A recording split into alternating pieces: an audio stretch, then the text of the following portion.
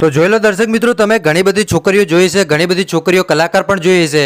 આ છોકરી સાહેબ લાઈવ કલાકારની અંદર માવો ખાતી હતી, લાઈવ ડાયરાની અંદર માવો ખાતી હતી અને ત્યારબાદ મિત્રો આ છોકરીને બહાર કાઢી મૂકી કે જા બારે માવો થૂકીને આવ. કેમ કે તમને ખબર છે સાહેબ, માવો એક એવી વસ્તુ છે કે જે ઘણા બધા લોકો ખાતા હોય છે.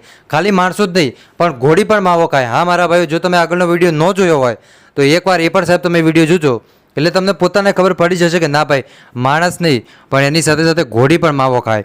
હવે અત્યારે વાત કરવામાં આવે તો જે તમે બેન જોઈ રહ્યા છો એ બેન સરસ મજાનું ગીત ગાવે છે ભાઈ, અને ગીત ગાતા ગાતા માવો પણ ખાય છે એવું દેખાય છે. તો શું ખરેખર આ બેન માવો ખાય છે કે શું ખરેખર કોઈ સોપારી ખાય છે કે ઠંડા પાન ખાય છે, એના વિશે પણ વાત કરવાના છીએ. અને છેલ્લે શું થયું એ પણ તમને બતાવવાનો છું.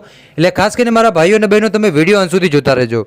આપણે વિડીયોની શરૂઆત કરીએ એની પહેલાં ખાસ કરીને વિડીયોને એક લાઇક કરી નાખજો. અને હા મારા ભાઈઓ, ચેનલ ઉપર પહેલી વાર આવો છો તો ખાસ કરીને ચેનલને સબસ્ક્રાઇબ બી કરજો, જેથી કરીને આવનારા સમયમાં તમને આવા અનેકો વિડીયો મળતા રહેશે. હવે અત્યારે વાત કરવામાં આવે તો સોશિયલ મીડિયામાં બેનનો વિડીયો ભાઈ અત્યારે ખૂબ જ જોરથી વાયરલ થઈ રહ્યો છે, જેમાં બેન તમે જોઈ પણ શકો છો કે મોઢામાં કંઈક ખાઈ રહ્યા છે. હવે બેન મોઢામાં શું ખાય છે ભાઈ, એની આપણે કોઈ પણ જાતની પુષ્ટિ કરતા નથી, પરંતુ મને એવું લાગે છે કે ઠંડા પાન ખાય છે ભાઈ, કેમ કે ઠંડા પાન તો આખું ગામ ખાય ભાઈ.